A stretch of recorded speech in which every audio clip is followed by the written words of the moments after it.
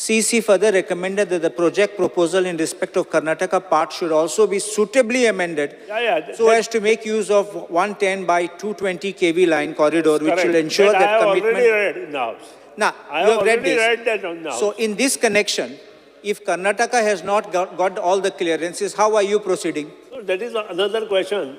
That is another question. If the infrastructure is ready in Goa, we can use that infrastructure anyway for all the lines. You just remember what I am talking. You just understand. That means you will have towers without connectivity? No, no. Other way we can bring that and bring from Kolhapur and get this done.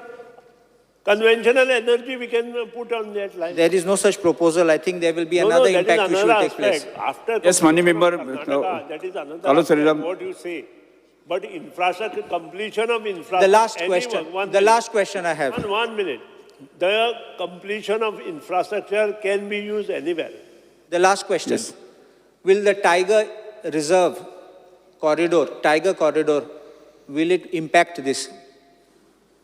I don't have answer on this 100%. because it is not decided yet. But if Tiger Reserve comes in force, then there may be a complication.